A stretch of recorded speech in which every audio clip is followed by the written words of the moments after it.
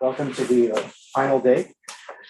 We have Magdalena Larfors from Uppsala, who will speak about G2 structure manifolds and almost contact structures. Thank you. So first let me join the other speakers and probably also all participants in thanking the organizers for this lovely meeting. It's been a great week here in Madrid and I've learned a lot. What I will talk about today is work together with Senja de la Osa and Matthew McGill, who was a PhD student in Uppsala with me and is now moving to Beijing for his first postdoc. And what we are exploring in this work, which came out last year, is a particular type of refinement of G2 structure manifolds, which is known as almost compact structures. And this is, of course, a variant of the contact structures that Jason was talking about yesterday. So many of the things we'll see here will be familiar from his presentation. And we are interested in this, we're sort of approaching this topic from the perspective of heterotic string theory modifications on G2 structure manifolds. So there will also be a connection with Matteo's. Yes. Speak up, please. Okay, I will try to speak louder. Is this better? I'm moving forward. Yes, I'm moving forward. I guess I should also speak loud for the people who are on Zoom. Yeah. So I will try. And please remind me again if I'm this. I'll go like this. Very good. Very good. Okay, good. So as said, so this is work done together with Senja de la Osa and Matt McGill, and it has connections with other talks you've already heard, as I will make clear in the talk. So now let's see if I can get this to work. It worked. It worked too well.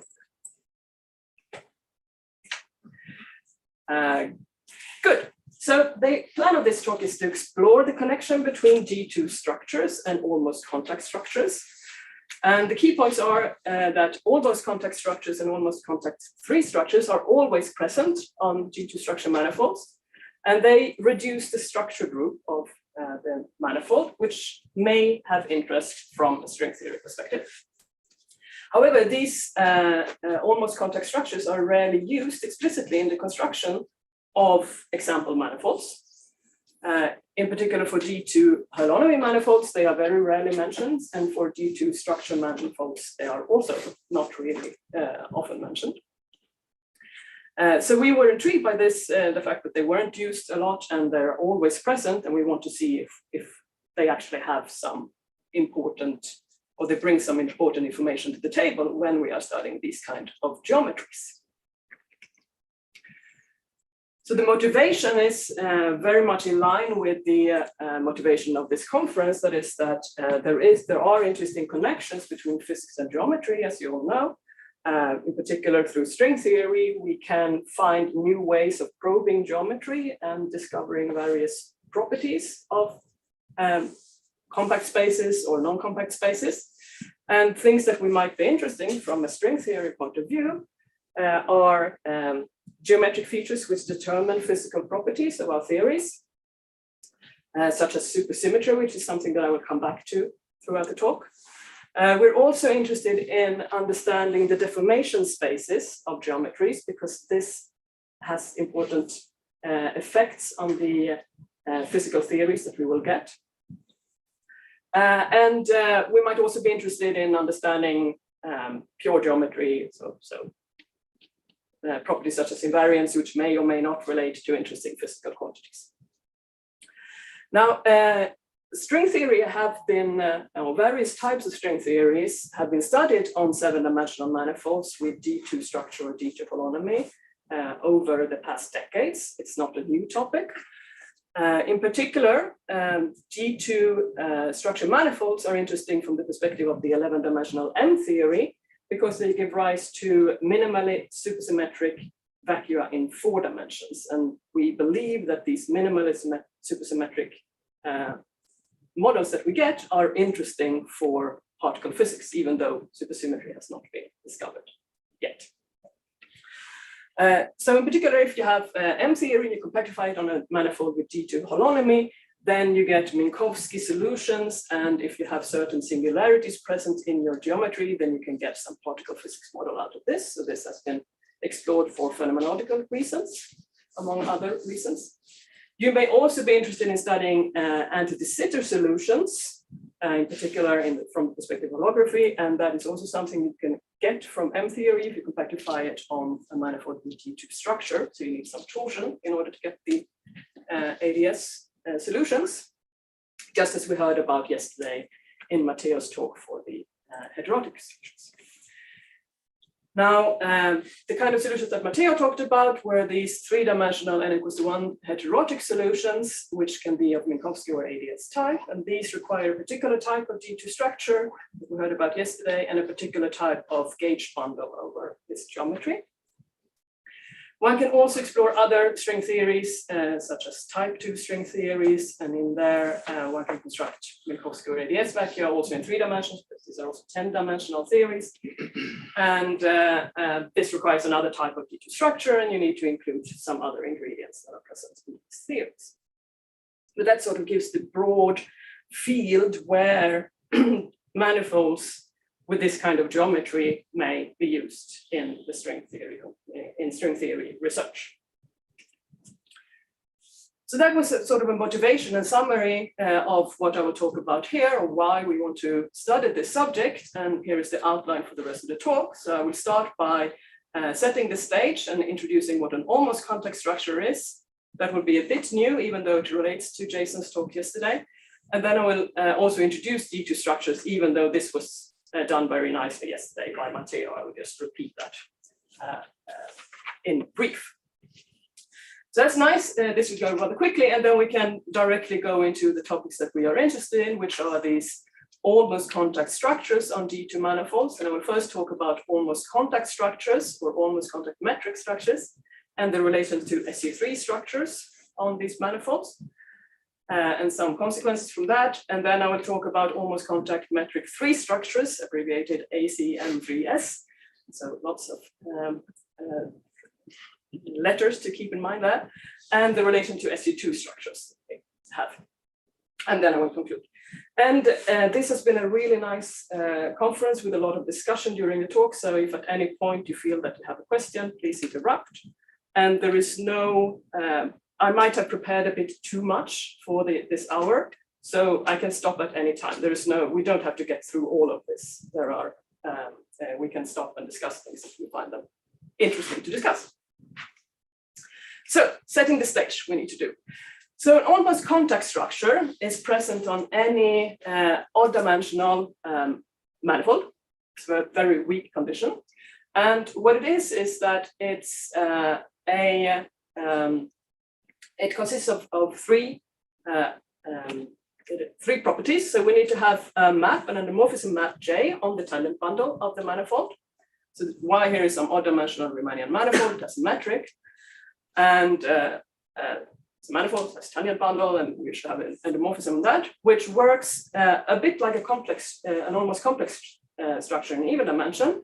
But since we're in odd dimension, we have an extra dimension to take care of, and this is what you see here. So we have some map that squares to -1 on d-1 dimensional part of the space, and then there is some extra one-dimensional piece here, which is given by a selected vector field R, which has unit norm with respect to the metric, and a one form sigma, which is known as the contact form. So if you have this, then you can write, and if this structure is preserved by the metric, that is, if this condition is preserved, then we have an almost contact metric structure. So this looks very similar to the contact structures that Jason introduced yesterday. So let me say something about that.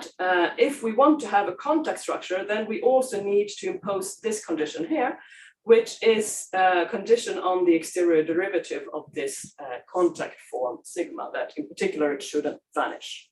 So we should get some volume form if we wedge together sigma with a certain number of exterior derivatives of it in order to get to a volume form. Now, when do we have these kind of structures? I already said it's always present on any odd-dimensional manifold, and this is simply because the Euler number for odd-dimensional manifold vanishes, and this is the only obstruction that there is for the existence of an over-vanishing vector field. So this is always there. Now, not all 7-dimensional manifolds have G2 structures. In order to have a G2 structure, the manifold has to be orientable and spin. So these are two conditions that we need to impose. And if this is true, then we can define a G2 structure, or we can specify a G2 structure on the 7-dimensional manifold by this non-degenerate positive 3 form that we have seen appearing yesterday in the talks. The existence of this 3 form is equivalent to this manifold emitting a nowhere vanishing spinner. So we can write this 3 form as you can write it as a spinner bilinear. So there's a very clear relation between these two descriptions. And I will mostly use the differential form perspective in this talk, but there will be some occasions where we need to come back to the spinner. So that's why I wanted to mention it here. But as you see also here, you just need to require that the manifold is orientable and spin in order to have this G2 structure. Locally, you can write your G2 structure form. I'm not really sure why I put a 0 here. It should just be var phi. You can expand it in a local frame, and depending on your choice of the local frame, it will look something like this. Now, as we heard yesterday in Matteo's talk, if we have this, and also in Jason's talks, if we have this 3 form, then we get for free a Riemannian metric on Y, and we also get a 4 form by taking the Hodge dual specified by the metric. The properties of these G2 structure manifolds is largely determined by the torsion, the intrinsic torsion of a particular connection, which is associated to this, under which this 3 form is parallel. And this can be parameterized in terms of torsion classes. And we recover the interesting subcase of having G2 holonomy when all the torsion classes are vanishing, or when this spinner here is covariantly constant with respect to the Levi-Civita connection. In the general case, there is also a selected connection on any manifold with G2 structure, and this no vanishing spinner will be covariantly constant with respect to that selected connection. However, that connection will have torsion, which is related to these torsion classes. Okay, so that was almost contact metric structures and G2 structures, and now we want to combine these two, and I've said that they're always there, so that should be easy. So what we can do then, and this was is described very nicely in these rather recent papers, is that we can show that any 7-dimensional G2 structure manifold admits an almost contact structure, JR and sigma, with this nowhere vanishing vector field, nowhere vanishing 1 form, and this endomorphism. And furthermore, one can show that this almost contact structure can be taken to be metric, or with this definition, it is certainly metric. So you see here that for this 1 form here, we wanted to have this unit vector field. So we want to select the 1 form so that this vector field has norm 1. And this we can do without loss of generality using the G2 metric. Moreover, we can define very explicitly this endomorphism J on the tangent bundle. Here I've written it out in indices. And you see here that this really uses the properties of the G2 structure. So really what we're using here is that on a G2 structure, there is a cross product that is induced by the 3 form, and this is what is used to define this endomorphism. Moreover, since we now have a 3 form and we have this contact 1 form, we can define what is known as a fundamental 2 form by contracting the 3 form with the vector field R. So this gives us some 2 form on our geometry.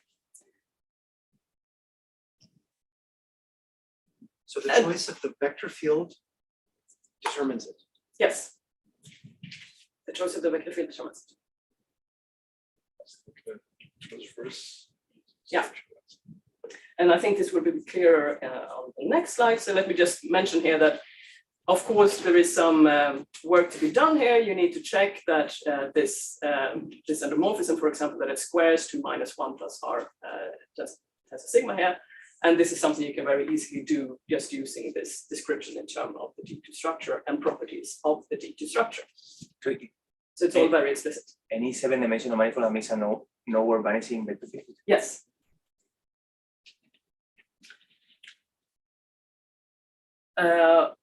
Okay, again, just to emphasize this, having a contact structure here puts an extra condition on this. So it is not clear once we have found or specified an almost contact metric structure on the D2 manifold that this will be contact. In fact, in the general case, it will not be.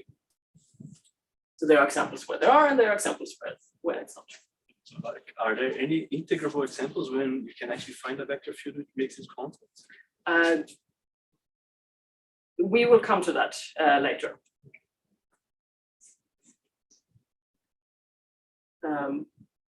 Okay, so just, but since we now have these, this almost contact metric structure, and we have this nowhere vanishing vector field, what we can do is that we can use that vector field to define a new nowhere vanishing spinner, simply by letting R acting on the spinner. So that means that we everywhere have two nowhere vanishing spinners, or two non-zero spinners.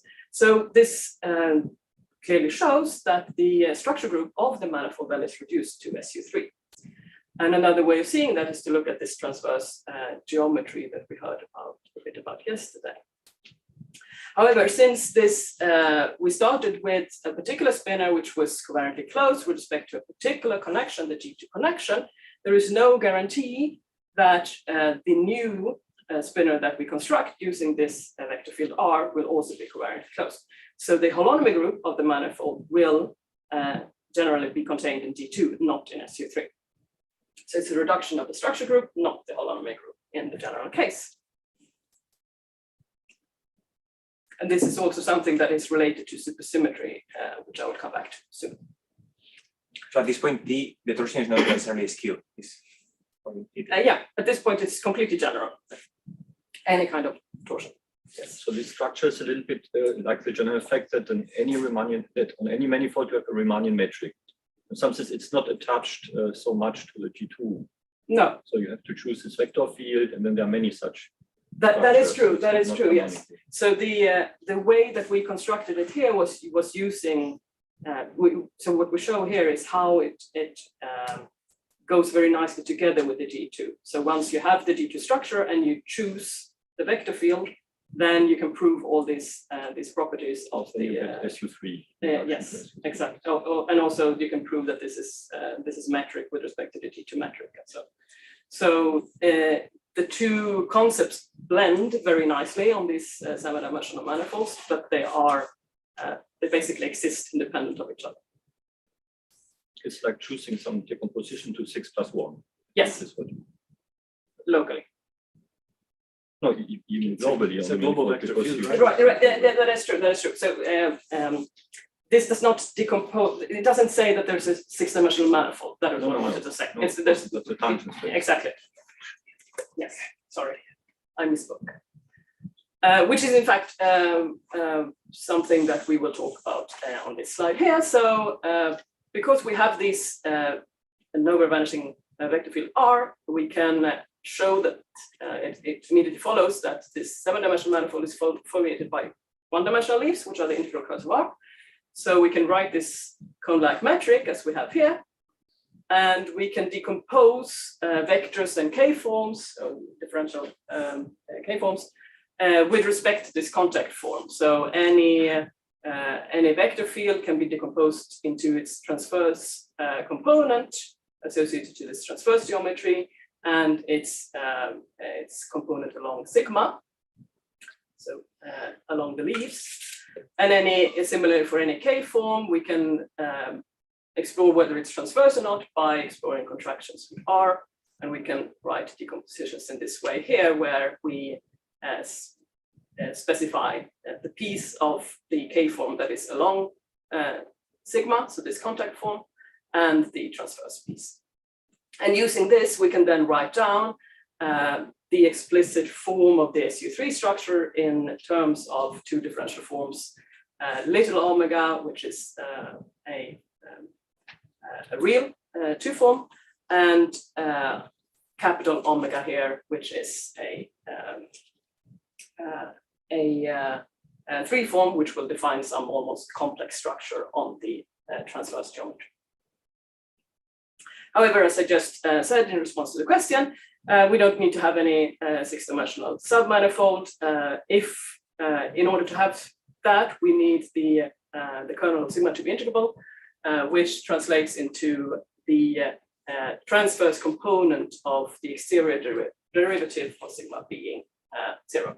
And this is then completely opposite to the almost contact structure being contact. So we have these two interesting different limits.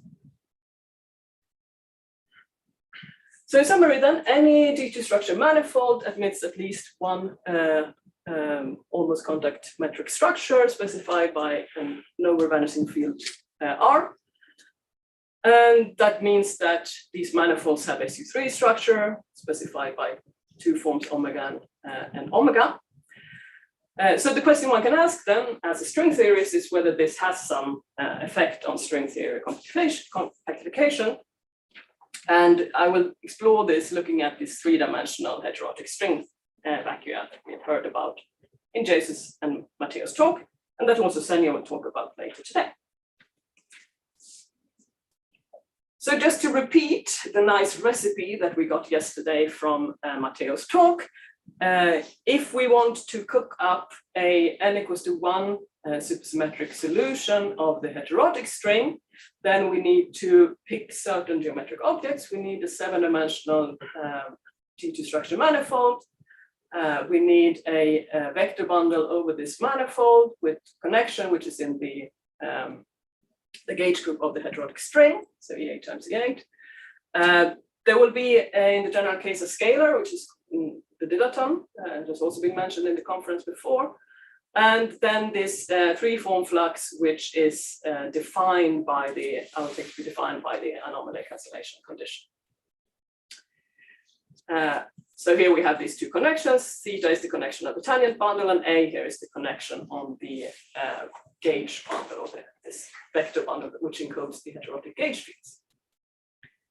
So in order to have n=1 supersymmetry on this manifold or in this construction, what we need to ensure then is that there is a spinor on Y, which is nowhere vanishing and killing. So it has to satisfy a condition like this, a killing spinor equation. And this can be translated in the to a condition on the D2 case, as we heard yesterday.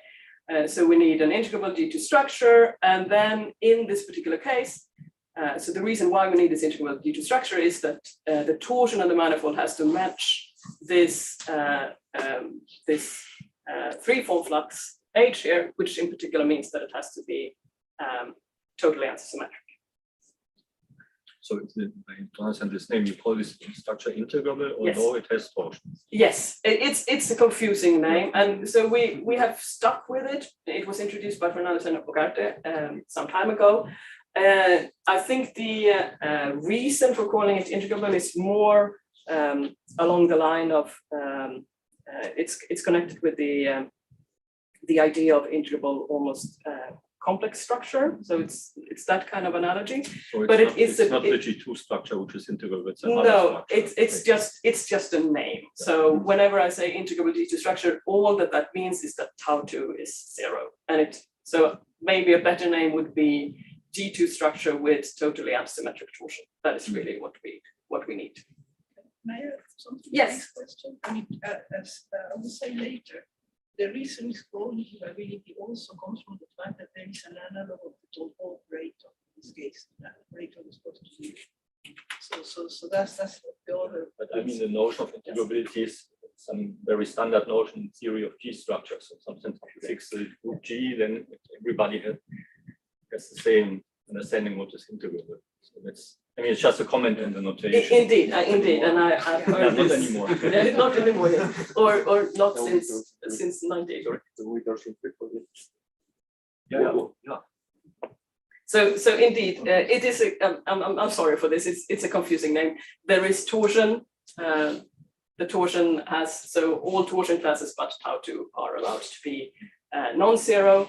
There are relations between various torsion classes and the physical fields. So in particular, tau1 will be determined by the exterior derivative of the dilaton, as in the heterotic Hallström system.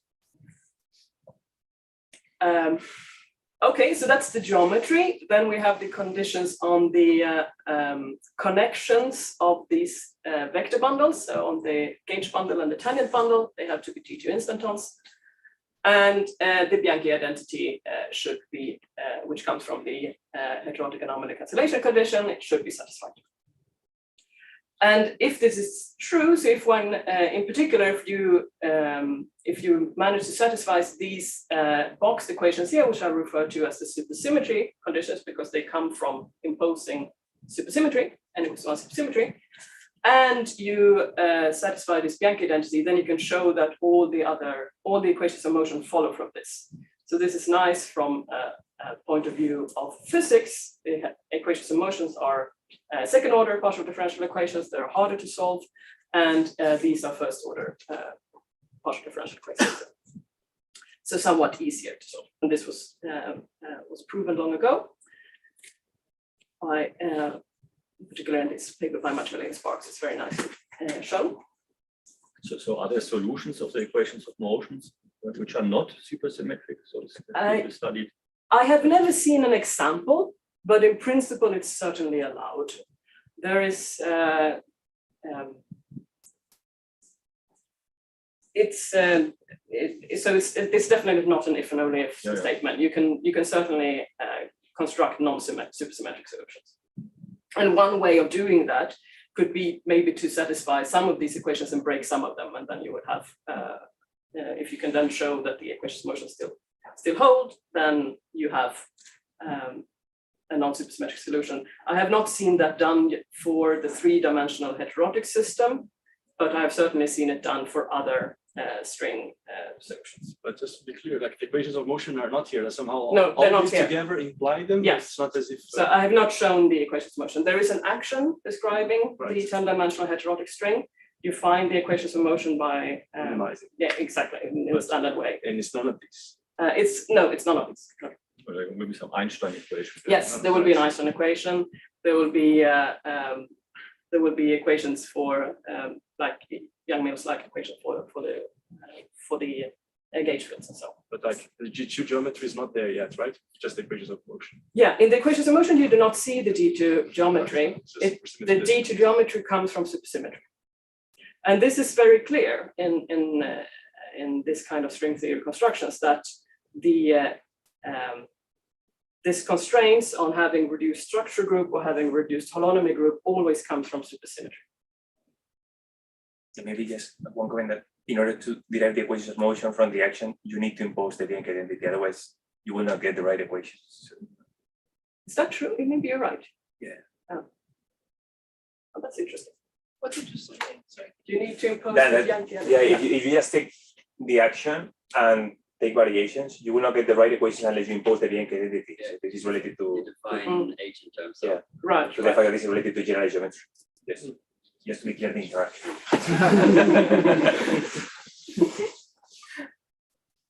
Thank you. That's a very good comment. Okay, so these, even though they might not be as famous as the Strominger-Hunt solutions, these heterotic solutions to 3 dimensions have been around for a long time, and they have been studied by various people. So we're not talking about the empty set here when it comes to examples. We've already heard about the nice examples that were found last year, but the earliest example of this kind goes back to the 90s. And you can construct them in different ways. So you can take a G2 holonomy manifold, no flux, and then particular bundle, where you need to ensure that the connection of that bundle is related to the connection of the tangent bundle in a particular way. Or you can introduce flux and construct different kinds of constructions. I have been interested in studying this in order to say something about deformations of the system, and this is something that Senja will talk more about later today. I just wanted to mention it here, that as one of the motivations why we're interested in this, and in order to put even more references on this slide. I'm sure I have missed many interesting ones still. Okay, so what have we seen then? We have seen that if we look at the heterotic string compactifications, if we take the Killing-Spinner equations and the Bianchi identity and combine it with these almost contact metric structures, then, actually I have not shown that, but this is what I want to say on this slide. Sorry, it's going ahead of myself. What one can show is that if you combine these things, so we have the Killing-Spinner equations and the Bianchi identity that gives us this heterotic system that we heard about from Matteo. If we now combine this with the almost contact metric structures, then we can rewrite all of this in an SU3 structure language. And you can read off what kind of SU3 structure you have from the D2 structure that you have. And you can also see what constraints you get on the connections and the flux. And in the general case, this looks rather messy. The large these equations that relate these things are rather intricate. So I have chosen not to put them on the slide. Also in general, one other way of seeing that the holonomy of these constructions will generically stay G2 is to compute what the covariant derivative of little omega and capital omega are with respect to the G2 connection, and one will see that this is generally non-zero. So again, showing that we are not preserving SU3 holonomy in the general case. So when do we get SU3 holonomy? Well, we do get SU3 holonomy, as I said before, when this other spinner that we can construct using the R field is also covariantly constant. So since we know that eta, the G2 spinner that we started with, is covariantly constant, this translates into the vector field being covariantly constant. And we can rewrite that as two conditions, which is that R has to be a Killing vector, and the sigma, so the exterior derivative of the contact form, has to be related to a particular component of the flux. And the component of the flux that we're interested in is if we, of the torsion. So if we decompose the torsion T in terms of the almost contact metric structure, then the component that we are interested in is T0, which is the one that goes together with sigma part of T. So T sigma is determined by the non-transverse part. Furthermore, one can show that with these, it follows from these two conditions that R is a Killing vector and the sigma is equal to T0, that transverse geometry has the Strominger-Hull SU3 structure, as you might have expected. Moreover, it follows, one can show that the 7-dimensional geometry now will be a U1 principal bundle over the transverse geometry, and it will have a holomorphic connection. So d sigma here will be, in order to preserve n equals to supersymmetry, in order to get SU3 holonomy, d sigma here, the exterior derivative of that will have to be transverse and primitive. And also one can show that the 3-dimensional space is Minkowski, so you cannot get ADS solutions that have SU3 holonomies.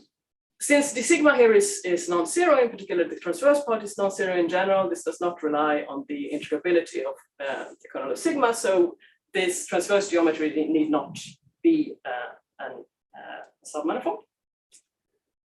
But we can look at different examples. So for example, we can look at the case where we start with something that has G2 holonomy, then we do not have any flux, so then d sigma has to be 0, because d sigma was given by a particular component of the flux. And then we must have, so then we have an integrable 6-dimensional foliation, and that means that we will have these, this solution can only be built up if we start with some Calabi-Yau threefolds and then build the G2 manifold as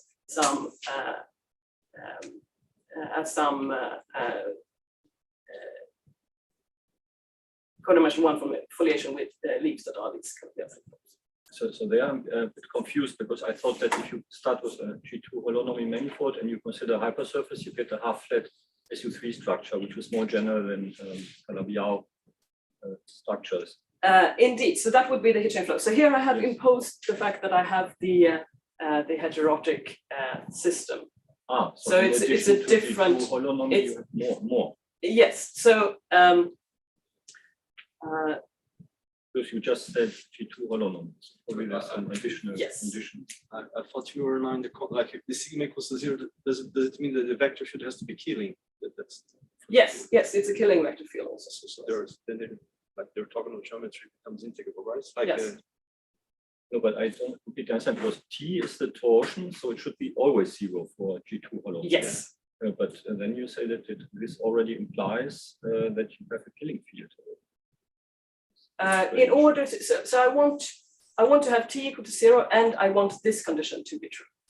Okay, So this is so this yeah. it is certainly true that if I would not impose this, then I could get the Hitchin flow Yes. solution. Yes. Okay, so you have Yes. some extra conditions. But here, so here I wanted to explore for this particular heterotic string compactification, when do I get an enhancement of supersymmetry? That was the sort of the physical question that we were asking. And then you are practicing this setting of JSON notile, yes?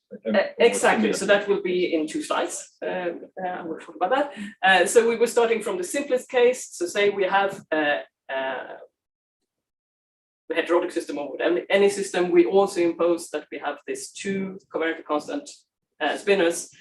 What do we get? And this is then the standard result that you get. That if you have this would be a further reduction of the G2 holonomy group down to SU3, and then you should get these Calabi-Yau manifolds. So it is consistent with previous results. Yeah. Good, thank you. That was a good comment. We were also so we explored some different solutions in our paper. One of them was that we found particularly interesting is a nil manifold example constructed from the Heisenberg algebra. By Fernandez, Ivanov, Ugarte, and Villacampa. And so it's always, so one nice thing about these nil manifold examples is that you have this frame of this left invariant frame with 7 one-forms. So everything is very explicit and you can compute things in a very nice way. For this particular example, the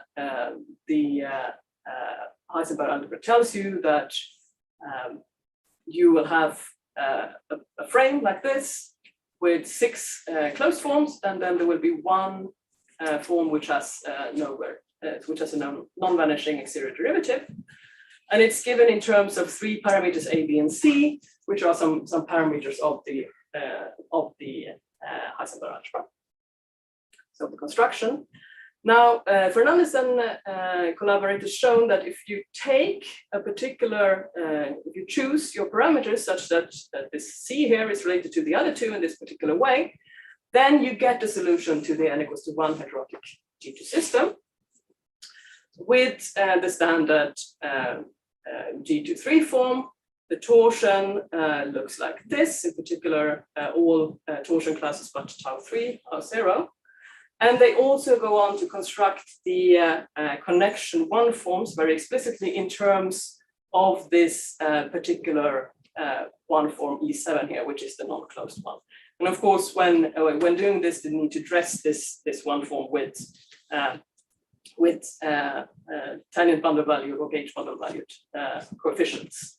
But I just written it like here, in this way here. And the reason why they need to take this particular choice of the parameters is that it's only when they do that they can show that these are indeed G2 instances. It just follows that from the fact that DE7 is a G2 instance in this particular limit.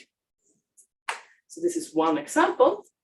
And since this form E7 is special, it's very natural to take it to be the contact form. So if we choose or define our almost contact metric structure by specifying the vector field that is dual to the 1 form E7, we can read off what kind of almost compact metric structure we get, and we can also check whether we satisfy these conditions for having enhanced supersymmetry. And it turns out that in this example we do.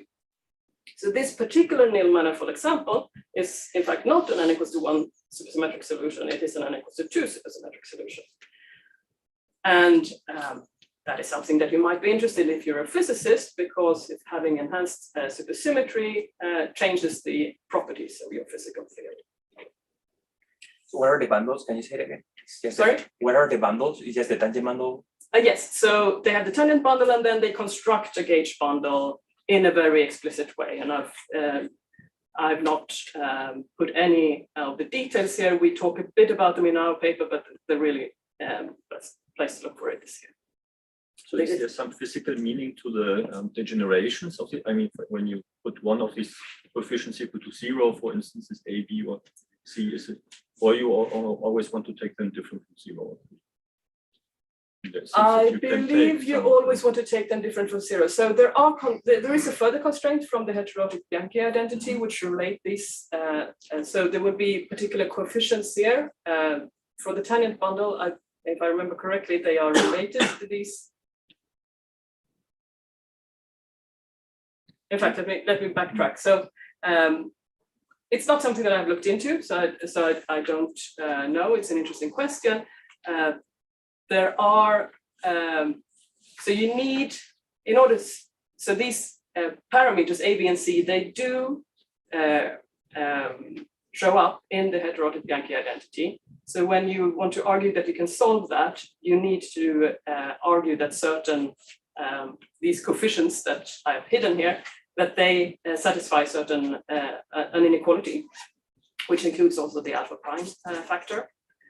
And I think that might prevent going to these limits, but I don't remember all the details. So I would have to look them up in order to. There should be a limit which collapses the S1 fiber to something on the 6 dimensional.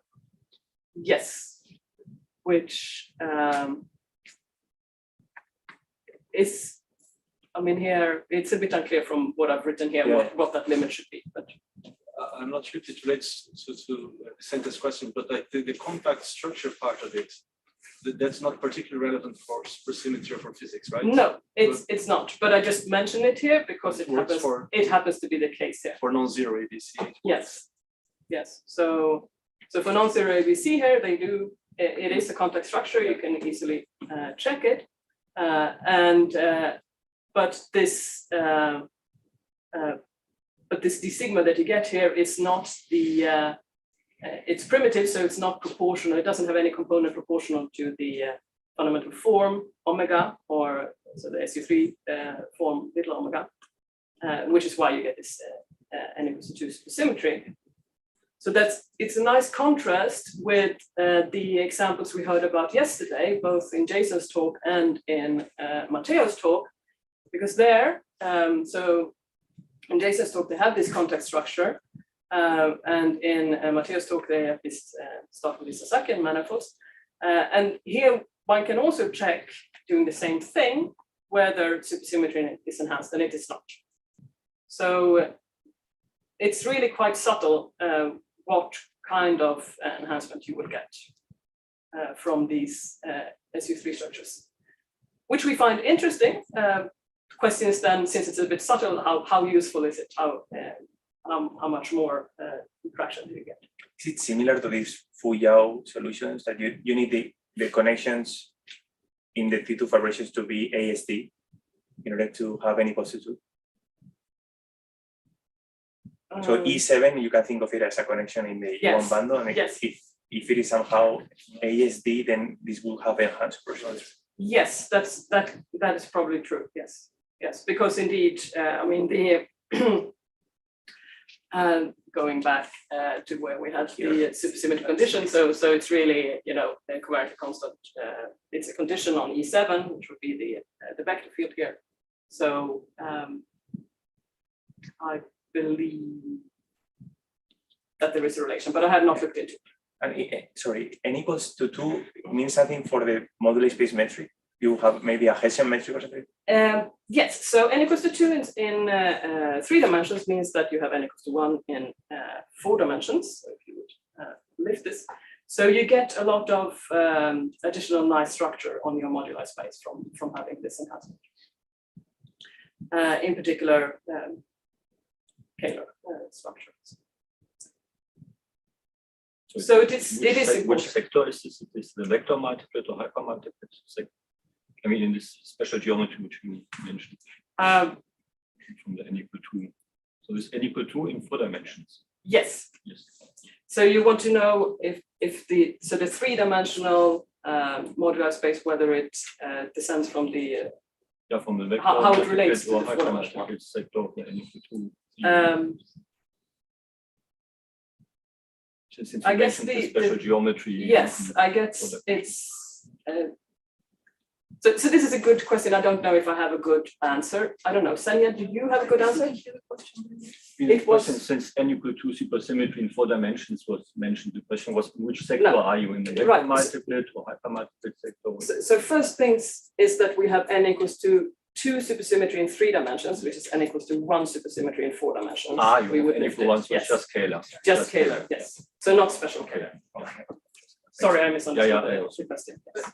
So it is still interesting, right? Because there is a lot of work in the modular space. Yes. So it's not interesting. That is certainly true. And so one thing that you lose as you go from 4 to 3 dimensions and preserve n equals to 1 supersymmetry is the concept of holomorphy. So in 4-dimensional n equals to 1 supersymmetry, you have complex structures, and you have some concepts of holomorphy. So you can write down a holomorphic superpotential, and your theory is largely constrained by that, as you probably very well know, but I will explain it anyway. In 3 dimensions, you don't have it. So that is one of the reasons that we started looking at this, because if we now have these almost contact structures instead that give us some SU3 structure, maybe there is some hidden almost complex structure there that maybe we could use. So that is one of the dreams that we have that we haven't really been able to make clear yet. Eric, did you want to say something? Well, yeah, I guess in any group, if you have any 2 moduli space in 3D, then you should have holomorphy there as well. Yes. Also, I want to mention, I'm not sure you're going to mention it, but wait, this is law that if your solution has n equal to supersymmetry, then you cannot break them when you default. You have to what Lauren, I would have thought that physics. You cannot infinitesimally break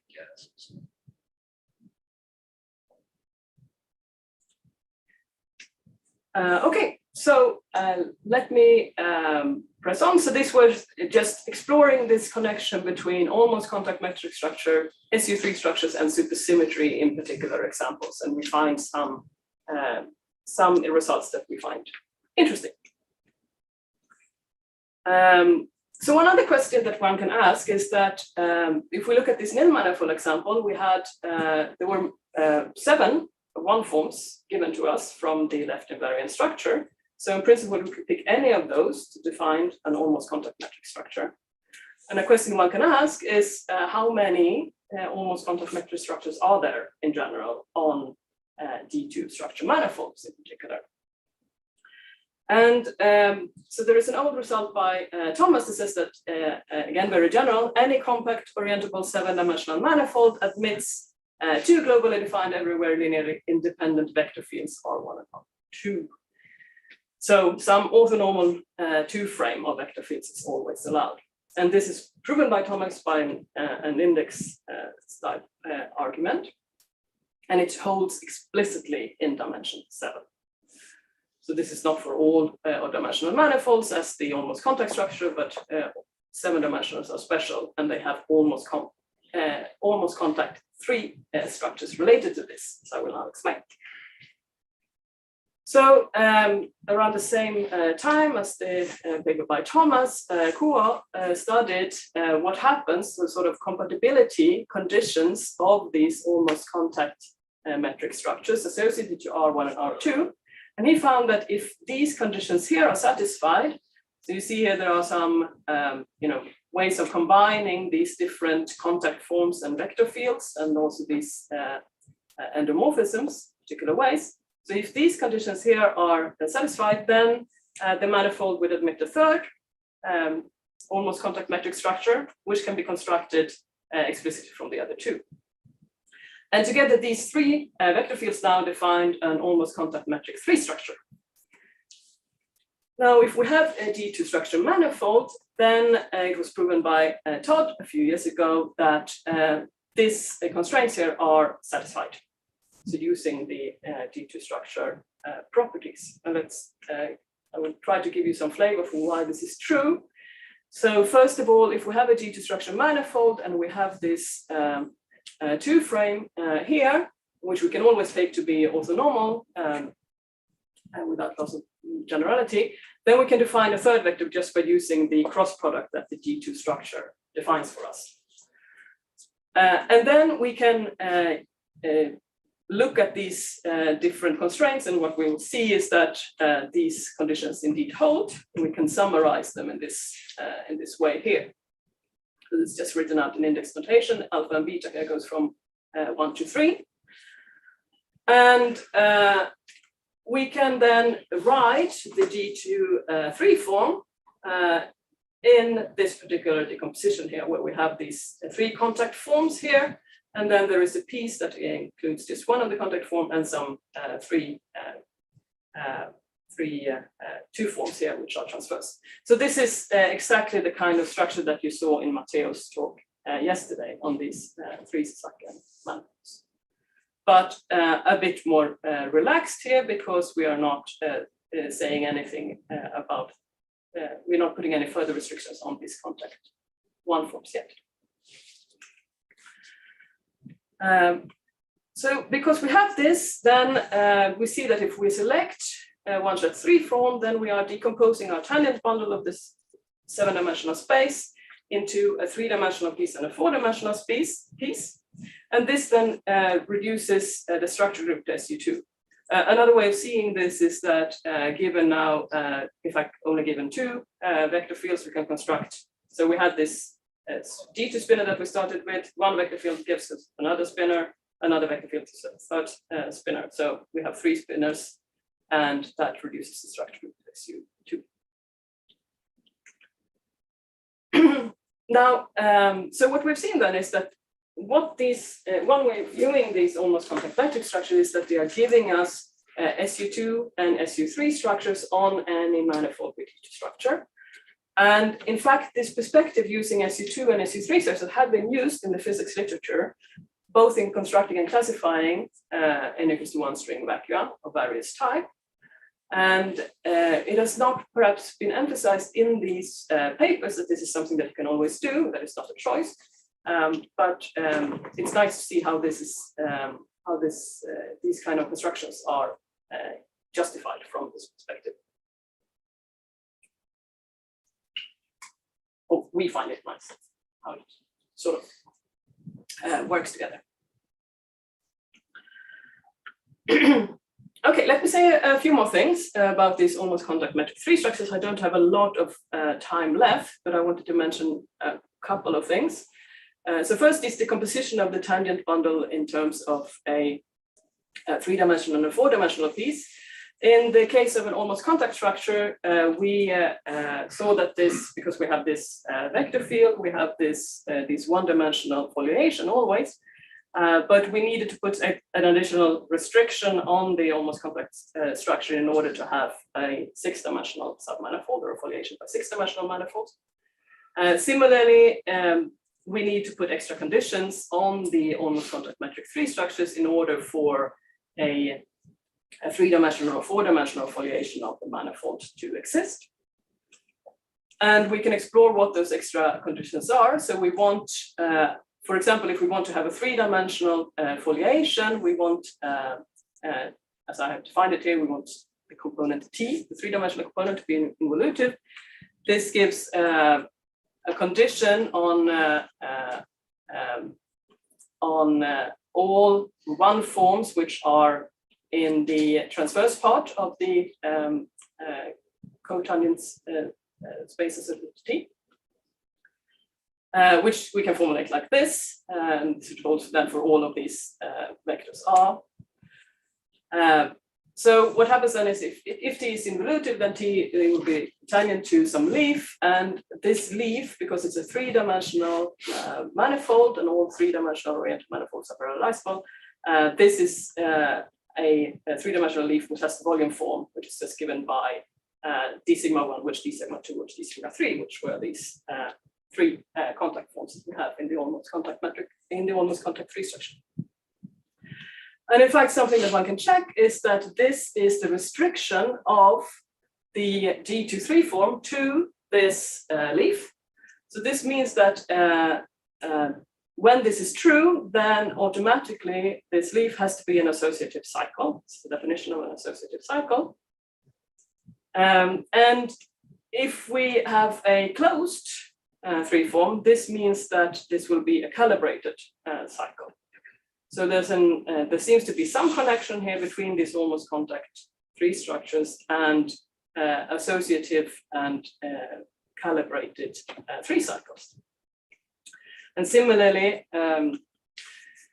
if we look at the four-dimensional part of the tangent space, if this is involutive, then we have a foliation of the manifold by co-associative four cycles. And these kind of foliations by associative and co-associative cycles is something that has been studied by Donaldson and Baraglia and others for G2 holonomy manifolds.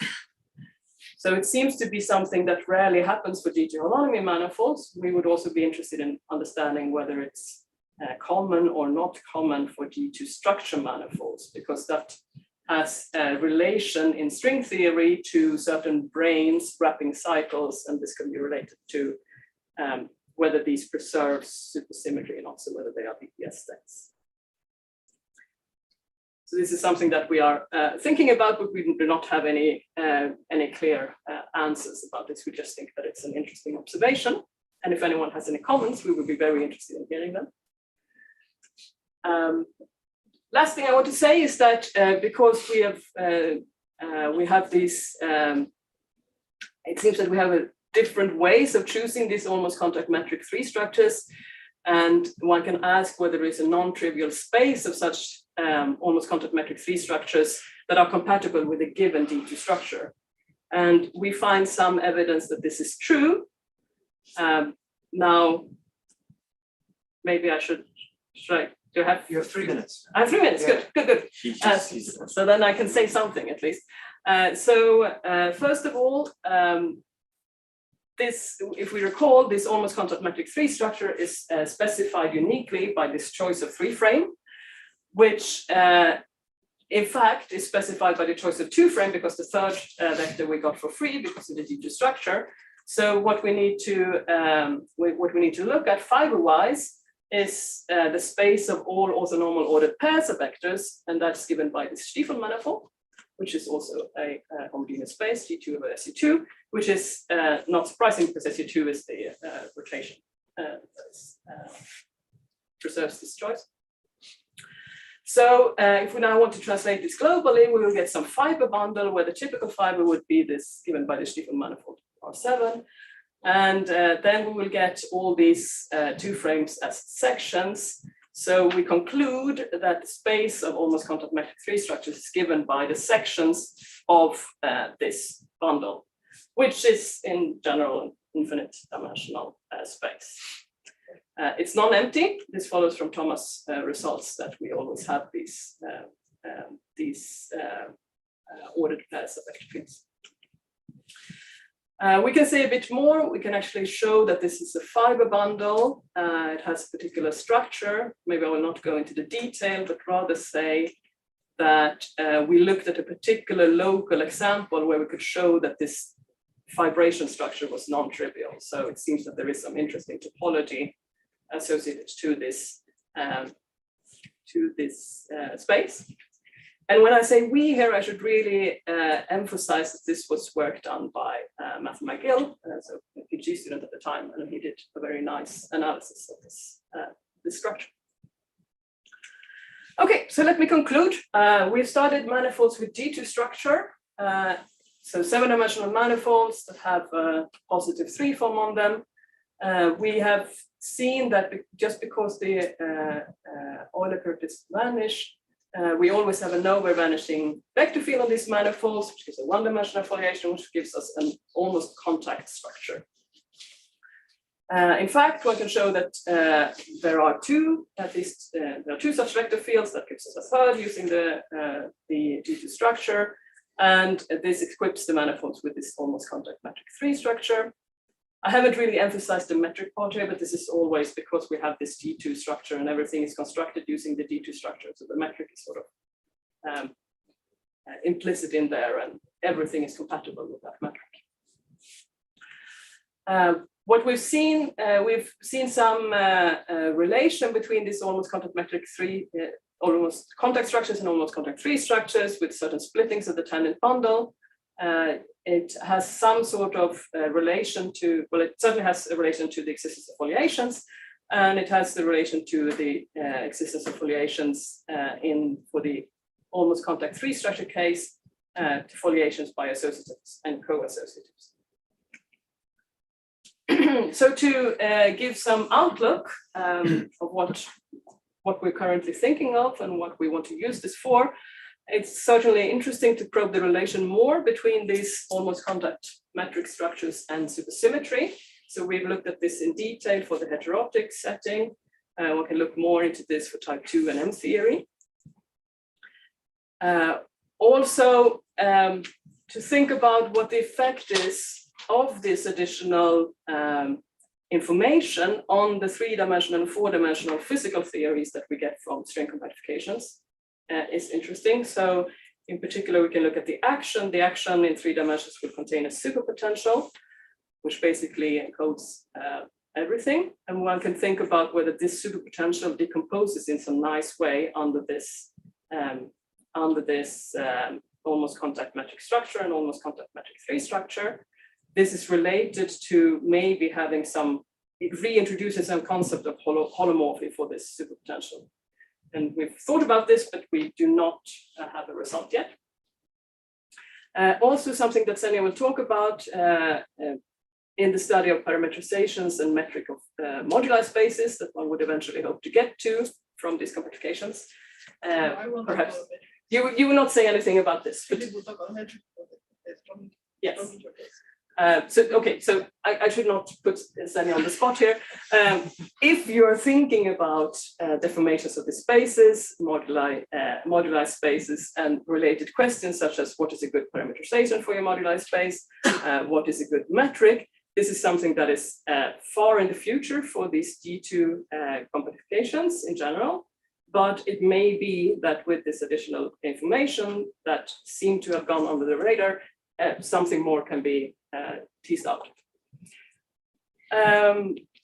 Also, continue this study of this space of almost contact metric 3 structure might be interesting. There is some topological nature of this, so one could hope maybe to say something about G2 holonomy metrics or the almost contact metric structures that are allowed for G2 holonomy manifolds. Oh, sorry, for the G2 holonomy metric on a 7-dimensional manifold by looking at some nearby torsionful D2 connection, like in the Joyce construction. There are certain parts that carry over, certain parts that definitely do not carry over. So that is perhaps interesting to think about. And then finally, let me just mention again this relation to involutivity of these foliations and calibrated for these associative and co-associative matrices. And with that, we end. Thank you.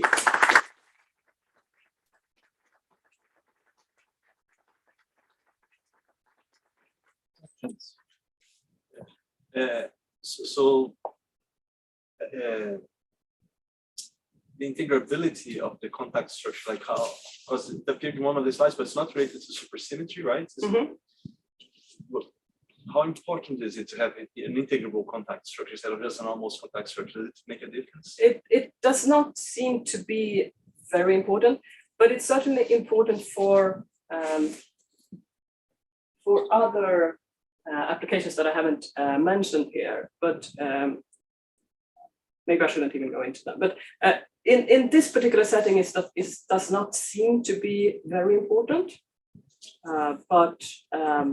and in particular, it does not determine whether you have enhanced supersymmetry or not, as we saw in this example by Jason, for example. And like the other extreme, instead of having a contact structure, could have like a co-symplectic structure. So d sigma equals to 0 instead of being a contact structure. Yes. Would that make a difference at all, or not really? That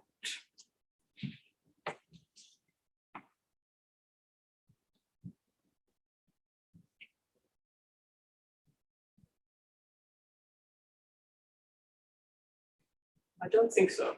I don't think so. Yeah, about these associative and co-associatives. So what does it mean if your associative is non-calibrated from the so in order to be calibrated, we need to have a form that calibrates it, and the form has to be closed. So if we have a D2 structure with non-closed 3 forms A, then even if we have an associative 3 cycle, it will not be calibrated because the form, so the volume is not given by the reduction of a closed form or the restriction of a closed form. But do they have any meaning then in physics if they are not calibrated or not? No, I don't. No, I don't think so. Because I mean, what you could, or actually, I'm not sure if they do. So let me answer this question in several steps. So so we are interested in manifolds with D2 torsion in general. So that means that not there will be, so either phi or psi will be non-closed or even both. So that means that maybe only half of these, so maybe only the associatives will be calibrated and maybe only the co-associatives will be calibrated. So that could be a sub-case that you could study where you would still have some calibrated cycle, even though you do have torsion in the game, but the torsion goes with the other form, not the calibrated form. The other thing is to try to understand, because so from the physics perspective, what you find from this BPS condition is that you have a condition, you find that the cycles where this condition is fulfilled, if you have branes wrapping them, then there will be energy minimizing. And that energy minimization is related to the calibration rather than the fact that they are associative. So maybe, so I don't know if there is some other condition that one could construct, because we haven't really looked into it yet, but it's something that should be explored. So can I ask that? In Sebastian's talk, he has this nice picture that the special arrangements that they were constructing are minimizers of this dilaton functional, but you have a notion of dilaton functional in this G2 picture as well, right, for the derivative. So I wonder if the same happens, that these things are actually minimizers of this dilaton function. Right. Now, embarrassingly, I did not attend Sebastian's talk because I had to sit in a board of examiners meeting at the time. So I don't know if I need to look at this in more detail before I can ask. Any other questions, comments? Yeah, so this bundle of Stiefel manifolds appeared. So did you use this bundle structure? So for instance, interpreting this reduction of the structure group to SU2 as some sections of this bundle, and then using some minimizing property, for instance, considering some harmonic sections? Or we haven't yet, but it's certainly something that would be interesting to explore. If there are no other questions, let's thank you again.